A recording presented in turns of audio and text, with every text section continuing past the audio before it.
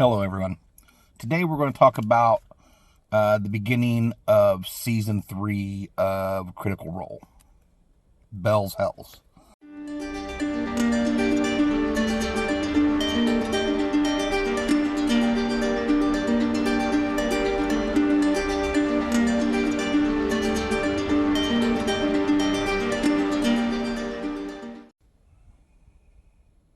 Hello, everyone. Today we're going to talk about the beginning of season 3 of Critical Role, Bell's Hells. Although it's quite a while before they settle on that name and we move around to that. But regardless, first of all, I'd like to throw a big thank you out to the queen of critical recaps, Danny Carr. She has a written recap on their website following every episode, which I use just as a template, an outline, if you were, to keep myself focused and on track, and make sure you get all the pertinent information. So, Danny, if you don't know who Danny is, Danny is an assistant on the Critical Role and everything they do, I suppose. She was hired on, I'm not sure when, before season 2 or campaign 2, during campaign 2, sometime, and trivia tidbit, that is where the phrase "is it Thursday yet" came from, if I remember correctly. She put in an application for the job and was just the application itself was very effusive and just spewing how much she loved Critical Role and what they were doing and wanted to be a part of it. And at the end of it, she put, "Is it Thursday yet?" And they loved that so much they still say that. I believe Matt says it at the end of every episode, I believe. But anyway, Danny Carr, lovely young lady, and whom all the casts depend very highly on, I think. So, episode 1 of season 3, The Draw of Destiny. I believe the year was 843 PD, post-Divergence. It starts off in Drusar Marquette with the spires are remnants of the Cataclysm, and just rock and earth just jutting out of the ground in big spires, jutting up out of the jungle of Marquette, with bridges connecting the spires and gondolas, skyship ports, and then most of the town of Drusar winding its way around the outside of the spires. Obviously, there's mining and things going on inside the spires themselves, some of it nefarious, which we will learn of later on, I'm sure. And you will, if you go back and watch the episodes or have watched them already.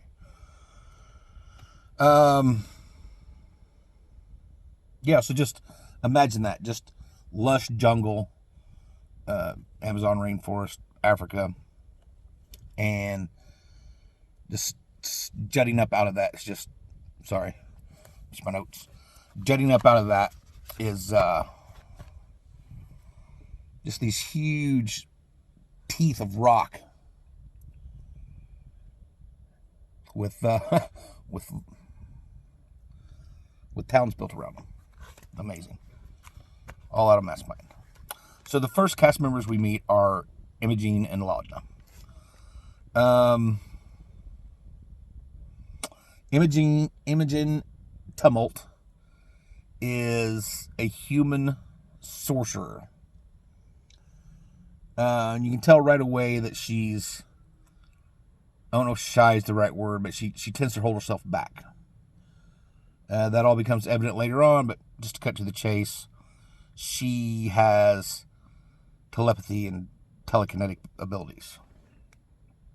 And part of that is if she's not able to shut everything off from just everybody's thoughts flooding her all the time, she go crazy. So she tries to avoid crowds and too many people, and imagine that's where the shy thing comes from. Laudna. This bish, this is my favorite character of Marissa so far. Laudna. We'll just jump to it. I believe is a hollow one. I believe it's a homebrew map class. It's basically sort of zombie, vampire, undead. She was dead. She died. We'll hold off on that for those of you who haven't seen things yet or plan to watch them along with us, or however that works. But the whole story of why she was dead and how she's not anymore, that's good to see that happen during the live gameplay. That was a good reveal. They're in Drusar to go to the Starpoint Conservatory. It's basically a big library, the way I understand it. And Imogen is looking for information on her condition. She knows that it's somehow connected with one of the moons of Exandria, Ruidus, the small red one. And she knows that her mother, who she was told died in childbirth, also had similar issues and things to deal with. So she's hoping that she'll find that information to help her answer these questions at the Starpoint Conservatory. And Laudna's just there to support her, because Laudna's deal is she's been dead alive now longer than she's been alive. I think she was killed when she was 20, and it's 30 years hence. And she says later on she's only dead for a couple days. Only dead for a couple days.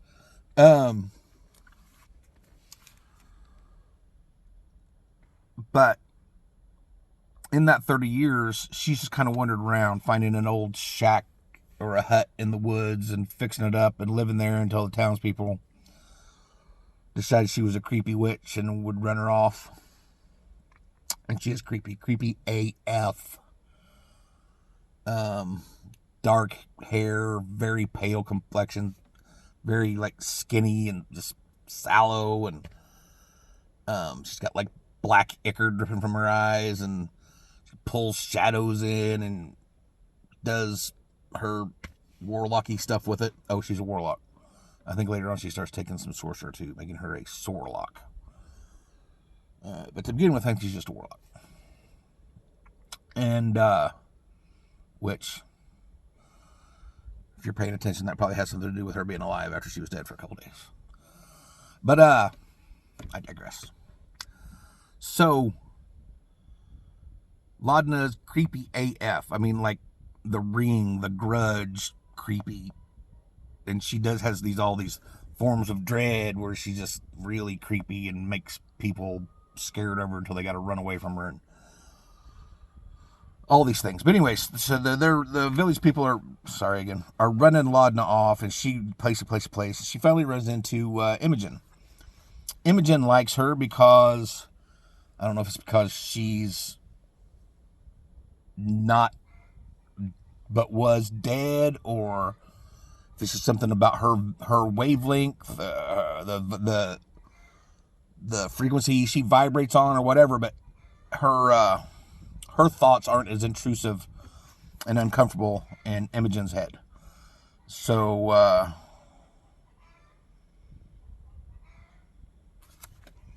so that they get along well. Imogen is probably one of the few people in the last 30 years, or maybe the only person in the last 30 years that's treated Laudna just like a normal person and not some creepy undead witch, which technically she is. So, but Imogen is there, not treating her that way, because she doesn't mess up Imogen's head with all the crazy thoughts and the noise and the discomfort and everything that goes on in there. And Laudna likes Imogen because Imogen accepted her, and so that's that. They may even be a little bit in love.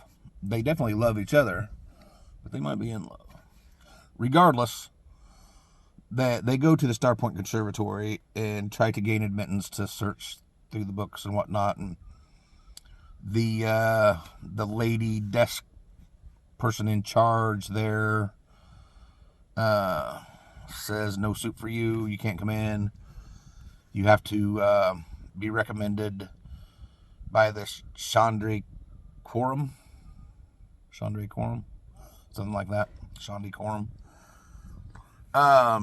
which is just a group of people that nobody in Jusar knows who they all are. It's a secret society kind of thing. Who the who's who and movers and shakers of Jusarian culture, I guess. And I guess they're the ones kind of setting the laws and making the things happen. So somehow Imogen needs to get a letter of recommendation to the Starpoint Conservatory through the Chandra Quorum or some other high-ranking somebody that matters. So then we move on to meeting... Imogen is Laura Bailey's character, and Laudna is Marisha Ray's character. Previously, Laura Bailey has played in Vox Machina. She was Vex in The Mighty Nine. She was Jester. Now she's Imogen. Marissa, who is married to the Matt Mercer, if you didn't know, if you're new to this.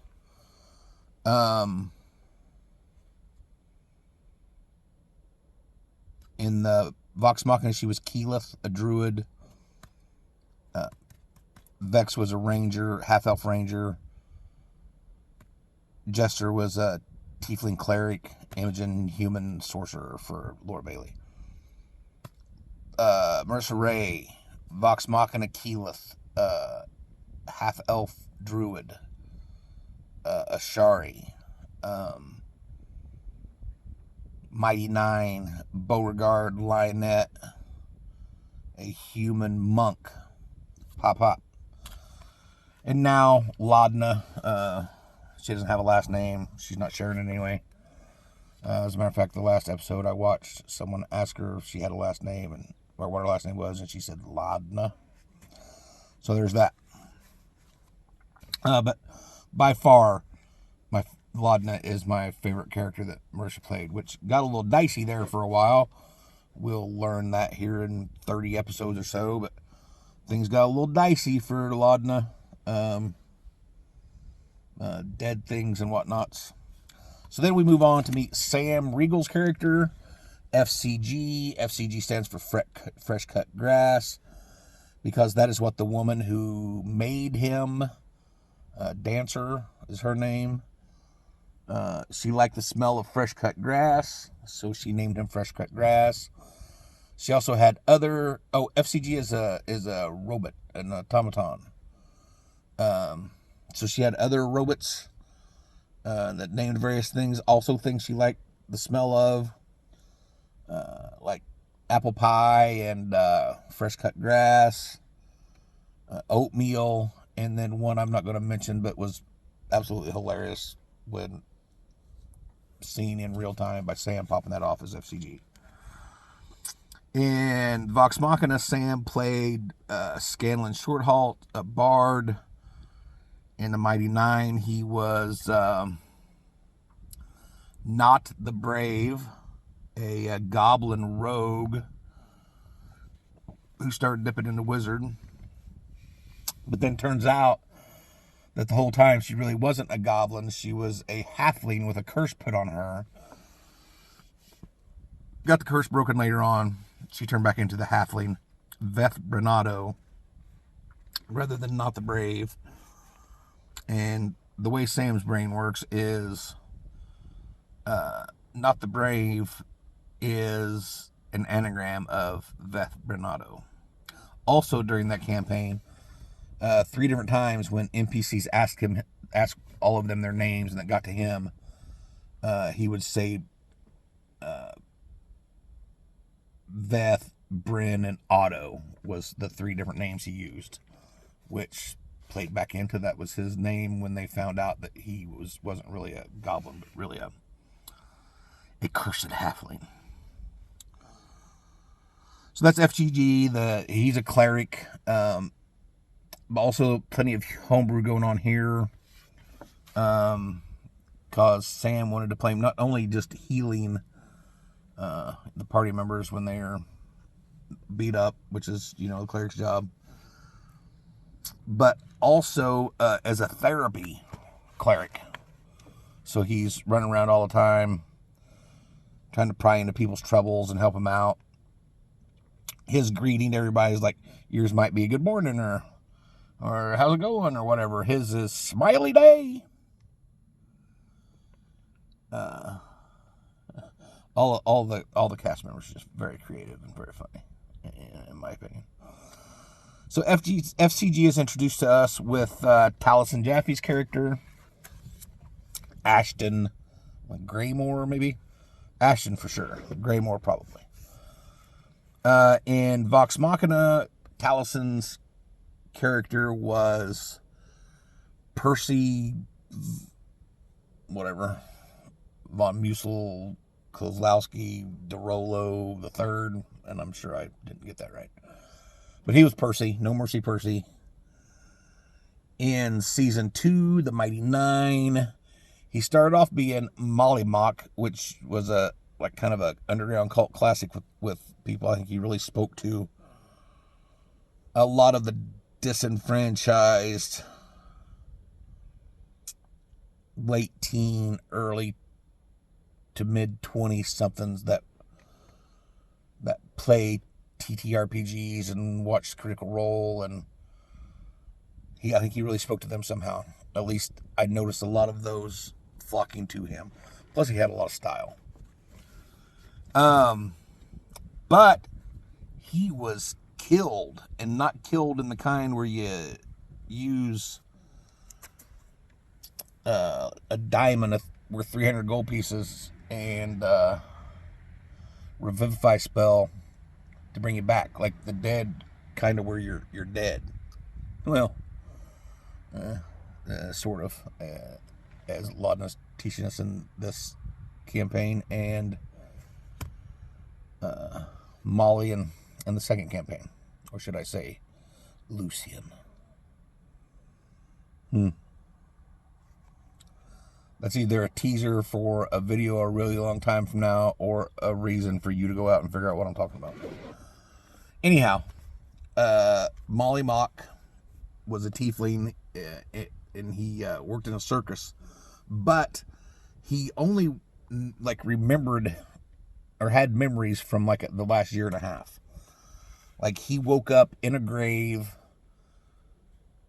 clawed himself out, and went and found a circus. And that's where he was when he died. He didn't know where he was before he died, who he was, what he was doing. Didn't know any of that. It was just Mollymock. Well, turns out Mollymock was Lucian, and the leader of the Tomb Takers, and kind of the final big baddie. Kind of. Sort of. He was there at the end. And he was a big baddie. But then Taliesin transitioned from, disenfranchised millennial kind of deal to one of my favorite characters in the whole thing. It is Caduceus Clay. A hippie, grave cleric Fairbolg. She's like an 8-foot tall cow dude with that. He's a grave domain cleric, so his family's been in charge of taking care of this grove, and there's a cemetery in the grove, and some of the things that grave clerics can do is start the decaying process with funguses and stuff. So there's funguses all over this graveyard, and plants growing on the graves, and he's picking plants and making teas out of dead people, and he just always, oh, that's really nice. Oh, that's cool, man. But he was awesome. Caduceus Clay, grave domain cleric, and Taliesin, and he was a vegetarian. Taliesin cooked all the time. Just the little things these people do to bring these characters to life is just amazing. But Taliesin's had good characters all through. Now in this campaign 3's Ashton, I think Greymoor, who is a Earth Genasi barbarian with half of his skull caved in with a big like gem put in it. And his buddy Milo, who lives there in Jusar, put the big thing in, and there's some weird things happened, and Ashton didn't die, and now he's got that big gem in his head, and that's going to lead to weird things later on. You know it is. Cause Mercer. And yay.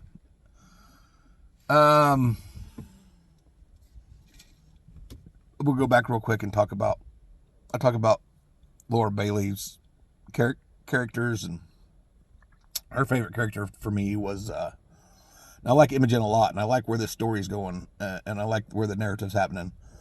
And she's kind of a Southern Belle kind of woman, and I like that, just from a role play voice actor perspective. But I really like Jester in the Mighty Nine. She was, I don't know, Slovakian, Romanian, Russian, something. And she was a tiefling, and she was almost like a little girl, naive in some ways. And like I said, she was a cleric, and I mentioned earlier that clerics are supposed to heal people. Well, she kind of, Jester kind of healed people with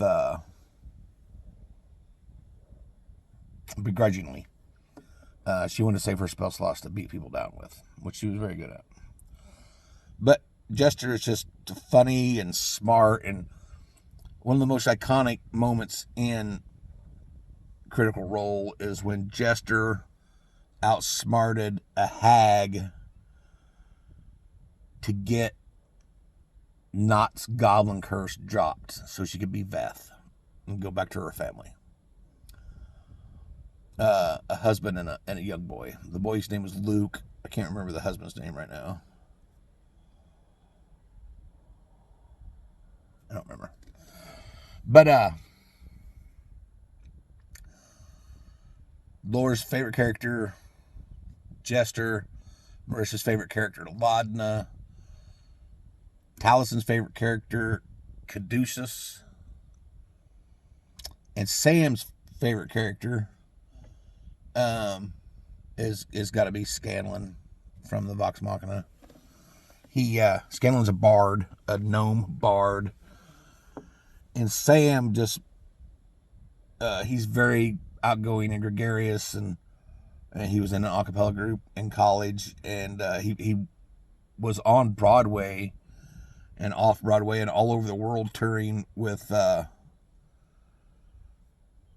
believe it was Fiddler on the Roof, as a child. Like without his mom, just out doing the thing. Then went to college in Virginia, met his wife, Quen.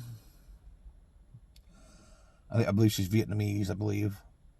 Or her heritage is. She was born in America. Not that any of that matters. But they have an interesting story. They were front and center for 9/11, like in their apartment building in New York, where Sam like had a normal job, being, I don't know, an accountant or something. I can't remember what he was doing. Or maybe he was getting voice work and stuff like that too. I believe that's what it was. And Q was his girlfriend at the time, was an accountant, I believe. Yeah, a nice stable job her parents, pushed her towards. But they were literally like right down the block from the World Trade Center. All the stuff coming, the wind is blown out.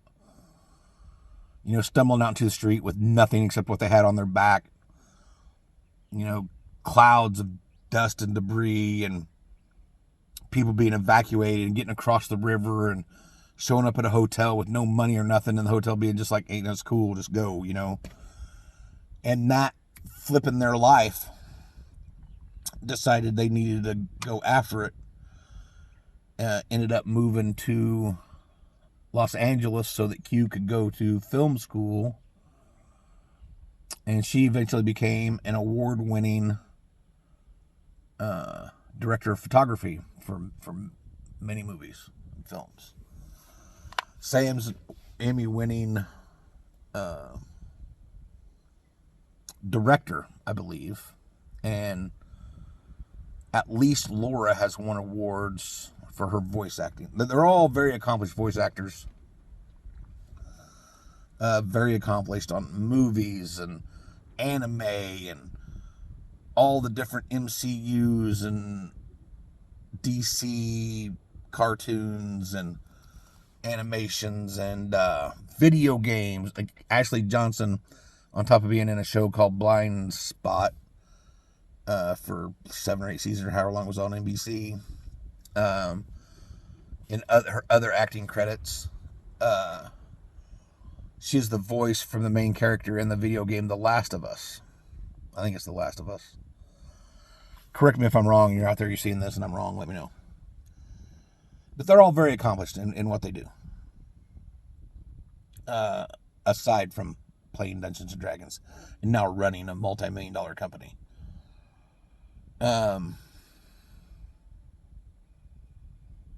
So, Scanlan, Caduceus, Jester, Laudna is my favorite so far. And we've still got 3 full-time cast members remaining, and 1 character who came in and was in campaign 3 for the first, 20 or so episodes or something. Intentionally, he didn't die off. He went away, so he'll probably be coming back at some point, maybe. But he was in EXU, Exandria Unlimited, with Liam and Ashley and a couple other people. Amy Carrero and I don't remember who else. I'm sorry. I apologize if you see this and I forgot who you were. I can't think of it off the top of my head right now. Got the COVID brains. So the next, and then Travis's character. But let's start with the next people that we're introduced to here, which is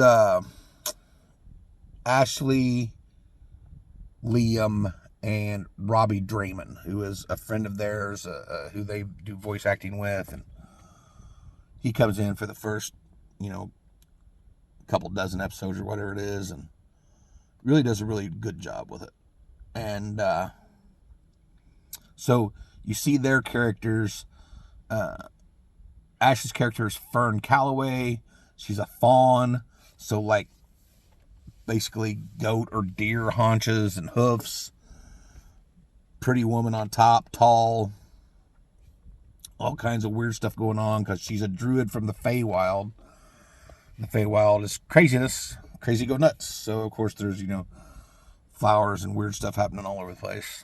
And Liam's character, Liam O'Brien's character, Orem. Orem is a halfling fighter. He's from the Ashari tribe. And Dorian Storm, an Air Genasi bard.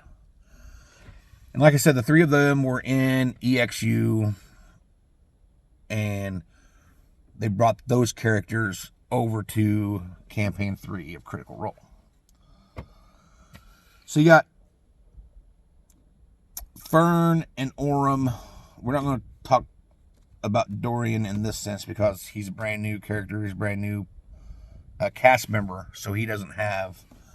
Dorian is my favorite character of his because Dorian is the only character.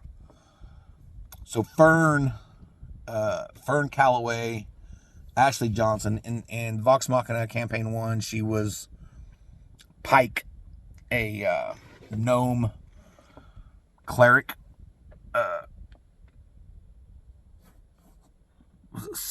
Not Saloon. Sarenrae was her goddess. I think she was a cleric, light cleric, I think. And in Campaign 2, she was an Aasimar barbarian named Yasha. Big, tall, strong, mean, goth-looking chick. And then Dorian, the Air Genasi bard. So we meet them. They're in a gondola going up to one of the spires. Oh, when we meet FCG and Ashton, I'm going to come back to that very quickly. We meet some of Ashton's old crew, Milo and Aniogtha. I think that's how you pronounce it. But basically, Ashton and FCG are looking for some work. Milo really doesn't have anything. Annie hasn't heard anything. So they go down to the Spire by Fire, which is the local tavern Ashton likes, looking for work. And we learn that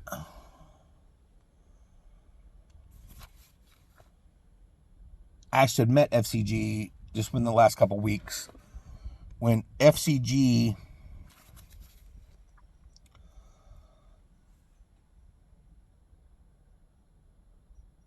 was... So the story that FCG was told by the woman who created him, in finger quotes, we'll get back to that. This woman's name was Dancer.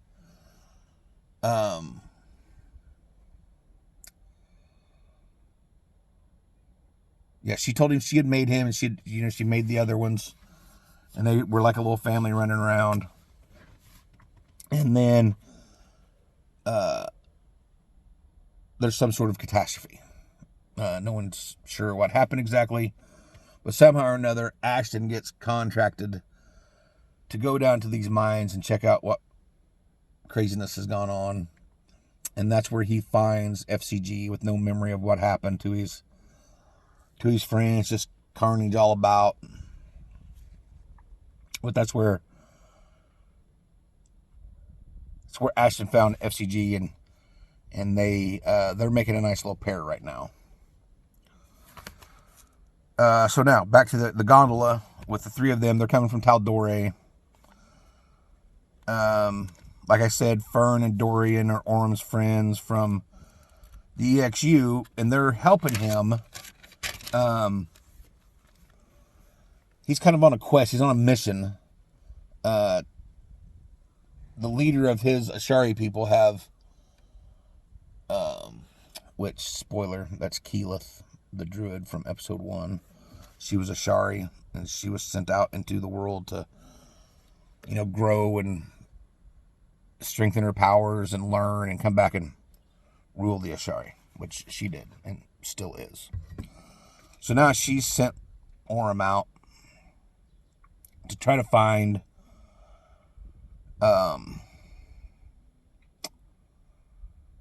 someone who is going to answer some questions that they have.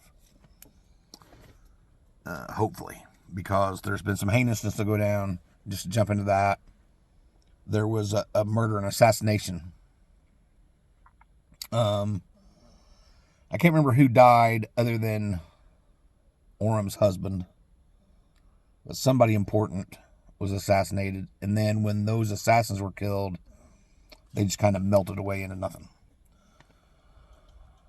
So Orym's been sent out to try to find out what's going on with that, and he met up with Fern and Dorian during the EXU campaign, and they've come along now to Drusar, to try to help him find this person that he's looking for. So, and Fern right away kind of shows her mischievousness. Fern likes things. She steals things. She's a pickpocket. She's a klepto. Not for the thrill of stealing it, like a lot of people say they do it for, but just because she just likes things. She likes being around things. She likes having things. She likes sitting around looking at them. She likes things. So, she immediately, as soon as we meet her, tries to sleight of hand steal this. I can't remember what the name of the animal is, but it's basically a big elephant, a pachyderm. Actually, a small elephant, I guess. Standing on 2 feet, walking upright, speaking. But he's got this earring that turns out being as big as a belt for Fern. But just right away, she's right in on it. They talk to this pachyderm dude. He's not comfortable in heights, and this, and he's distracted, and she just snips it right out of his ear. And she rolled really well and did it and got away with it. But that just shows us what that is going to be. So now we still haven't met Travis's character. And our 3 groups of wayward adventurers have not met each other yet. We've got FCG and Ashton. We've got Imogen and Laudna. And we've got the Tal'Dorei crew with Orym, Fern, and Dorian. So, Ashton and FCG are in the Spire by Fire, the tavern.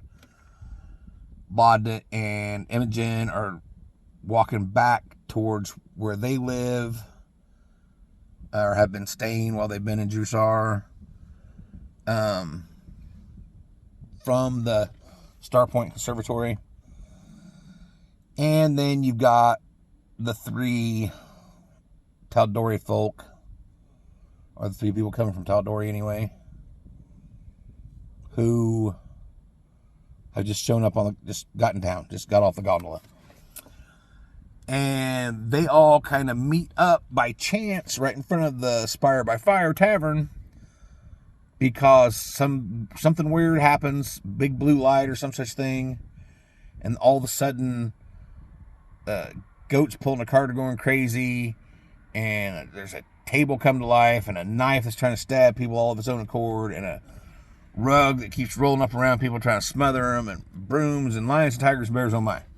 Not the lions and tigers and bears, just all of the furniture and the utensils, trying to kill people. So, individually, without being a part of a group, they just all jump in and start, handling business. After which, Travis's character, Sir Bertrand Bell, by the way, one of my best friends is named Bertrand. If you ever watch this, Bert, love you, man. Bert lives in Barrow in Alaska. Not because he wants to necessarily, just because they pay him too much money not to. Him and his wife. Hi, Kamlia. Hi, boys.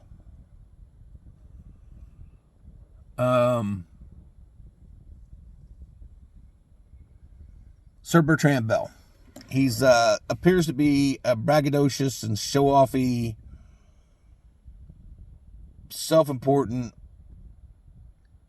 old fella trying to grasp at straws of younger days and earlier prowess and acclaim, if he ever had those things to begin with.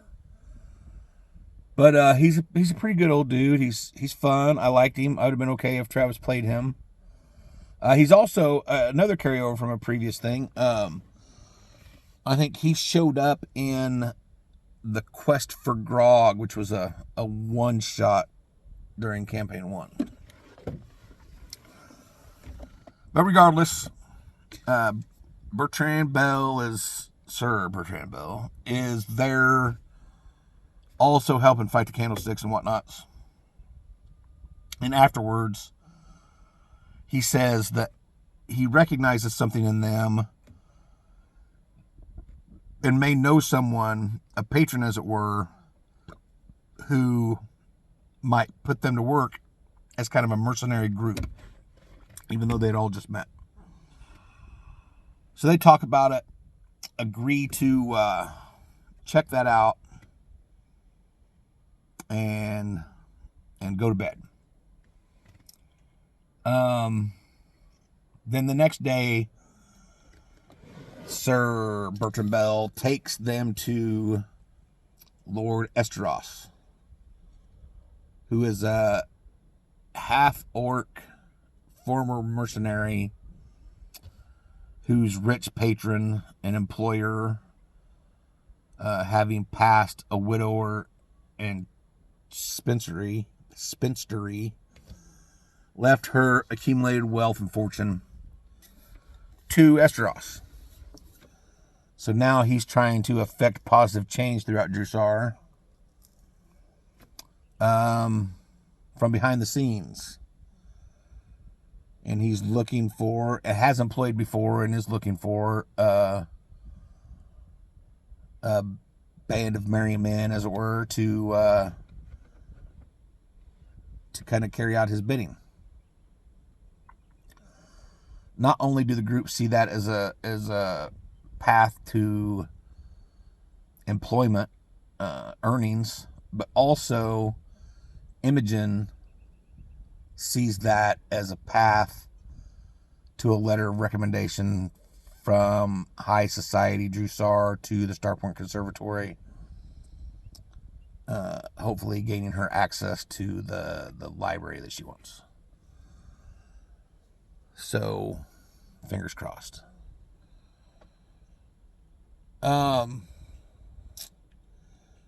Esteros immediately meets them with a test. He says, so you want to come work for me, huh? Well, show me what you got. And commences to fight all of them all at once in his library.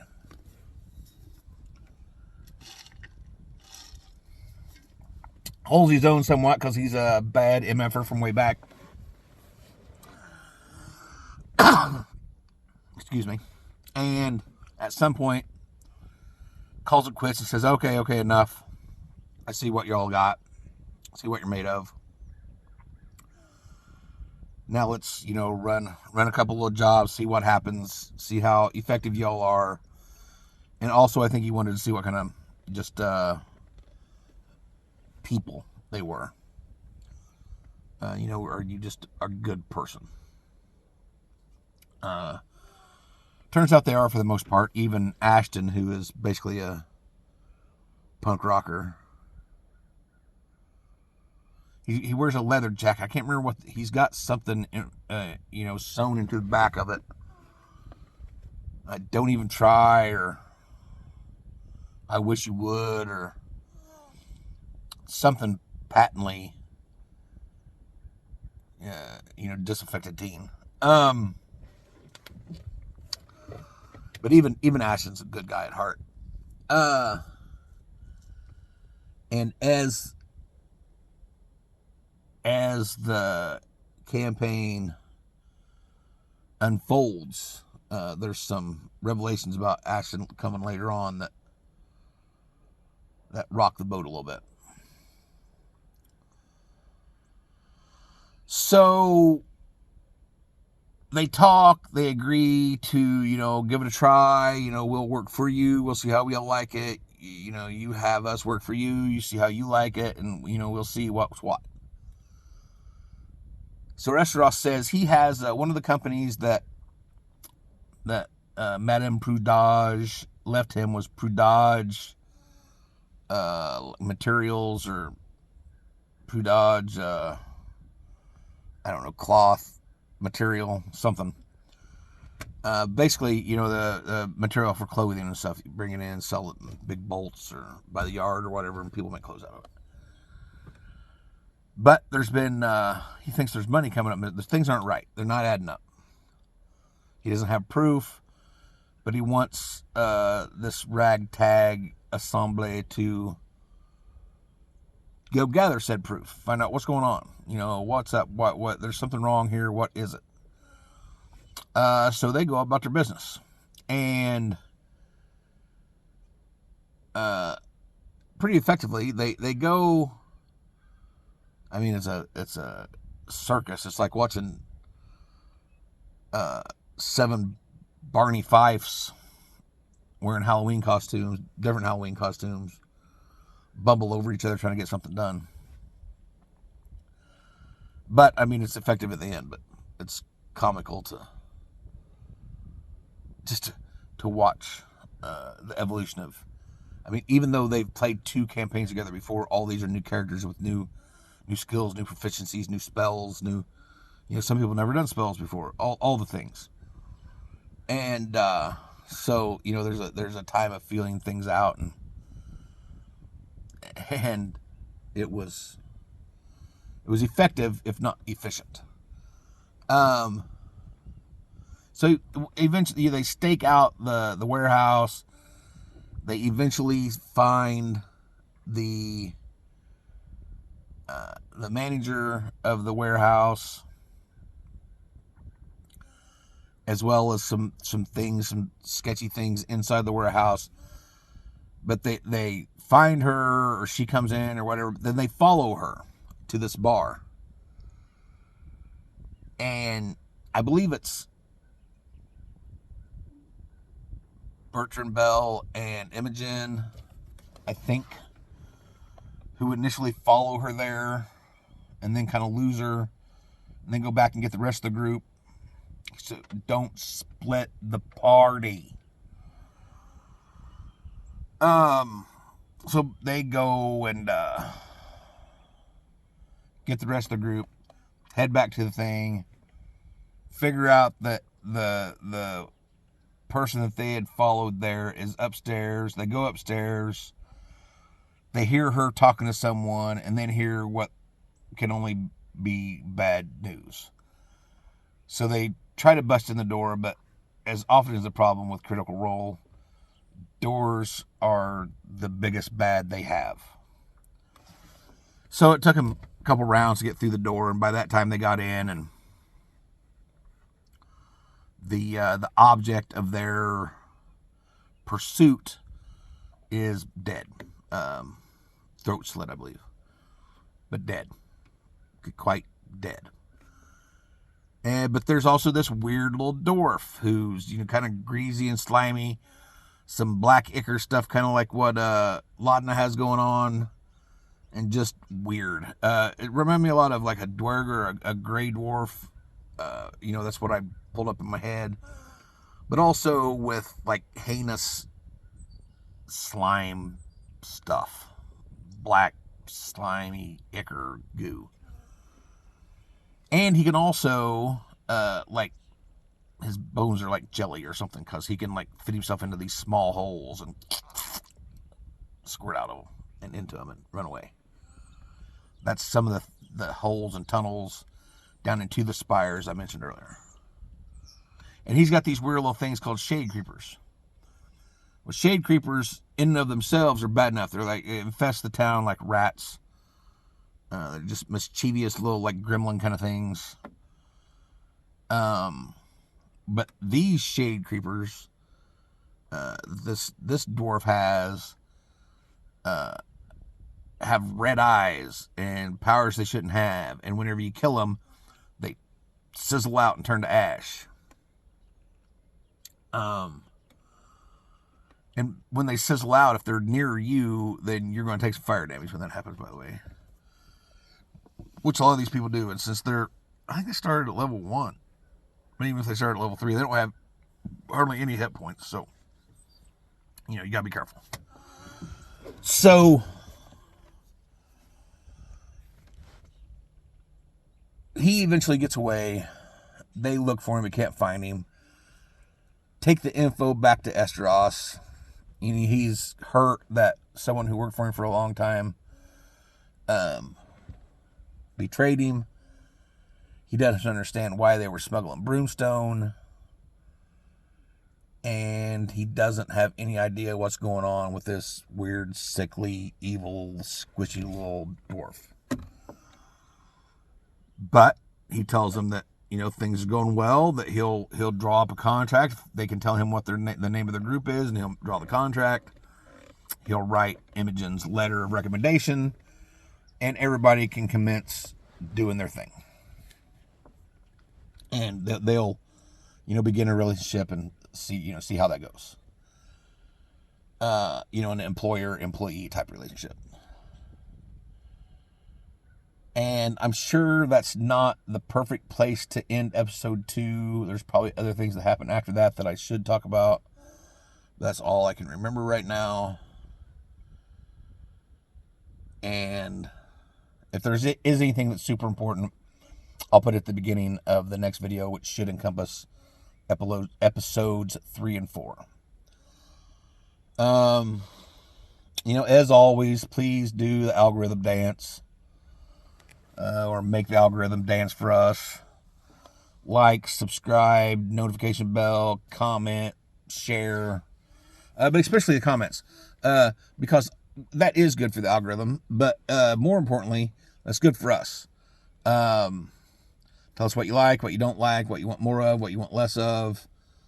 If you agree with Charbroiled Beefcake and I that Chad's the pretty one out of the three of us.